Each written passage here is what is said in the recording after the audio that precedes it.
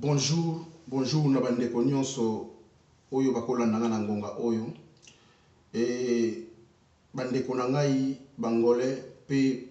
bandeko nyonso tout avec tout respect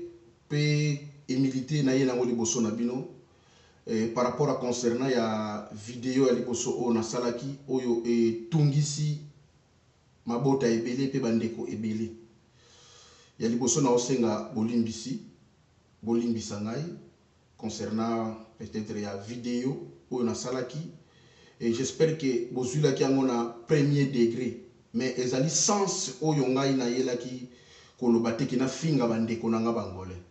na ko finga bandeko na nga bangolais pourquoi aussi longtemps nga moko nazali angolais nakoki jamais kosala yango mais soki na salaki vidéo wana eza concernant ya audio oyo ezotambola soit disant ya ndeko mobo ya fandaka na Portugal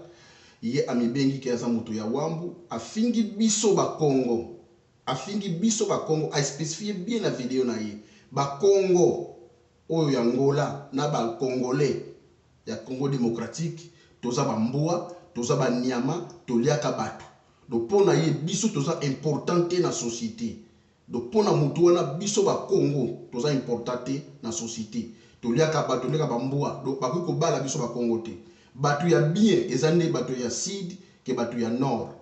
ayaki na message moko très dire oyo eza ya division ya ko séparer attaque ye asangisi biso ba Congo nyonso atie biso na ngambo ya Congo ngai na yaki ko répondre ye attaque ba Congo na mélange oyo asalaki biso na ba Congolais donc réponse on a yaki nango eza na sens que biso ba Congo pour biso ba Congo toza ba pays toza ba province oyo eza frontalier na RDC soit disant oyo ya mélanger biso ki toza na même comportement toza bato te toza tinate toliaka bato yango ngai na répondaki en général na répondre na biso nyonso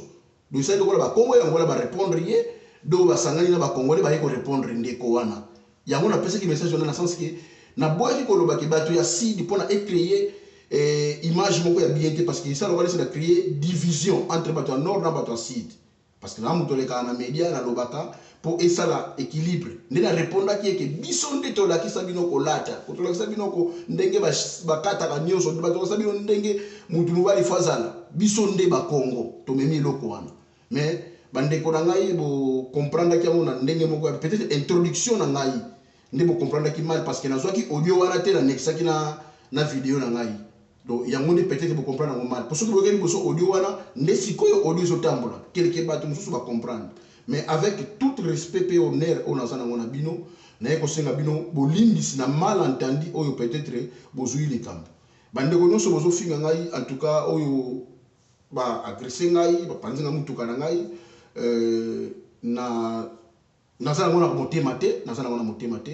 parce que ça malentendu monde ya réseaux sociaux eza boy concernant eloko oyo koti na bato belé oyo bazaki proche na ngai mais ko saloka nini en tout cas na kozanga bapongi na ngai na mutu oyo peut-être oliaka na ye a profiter na elo moboye tout ça na nyonso na ko senga bolimbisi na fingi bangolais te na ko jamais ko finga bangolais parce que ngamo na zangolais na ko jamais ko finga bangolais na yaki te ko répondre ndeko wana ya mutu wambo ye ko lobake biso bato ya nord toliaka mbua to ba to atina te do sens ya réplique na ngaloki ngai na ye ko répondre na sens général do na sangiste mais ya sangiste ki biso ba Congo ya Angola na ba Congolais to eloko moko nde na ye ko répondre ye na mode général bato nyonso mais tellement elibeti mabaku bato ba comprendre ngo mal na honneur nyonso na humilité nyonso na ye ko senga bino bolimbisi na moni penza ki toza bangolais ebele na mboko oyo toza ebele makasi parce que na likambo na ngai o na lobby na yaki ko répliquer na mutu oyo a maltraité biso mais na ki comprendre que bangolais toza ebele na mboko oyo na osenga bino en tant que moi na leki na bino moni bolingo oyo bolakisi na ko défendre cause ya mboka peut-être na malentendu moko boy na ko senga ngo ezala kaka teke ya mutu moko boy ndeko na bino peut-être bo comprendre mal boye botondi boye mais ezala ke soki to sangani boye to na poto comprendre que na poto to za bangolais belé soki to sangani bloc oyo esangani boye to luka to solution ya mboka na biso e ko sunga biso pe donc na yeko comprendre que to za ebele na mboko oyo ya omoni ke na mikitisi na yebi ke na lobi la na sens mabete mais na mikitisi pour na ko faire comprendre bino ke nalobelaki yango na niveau wana te oyo bino bozwili yango nalobi yango bongo te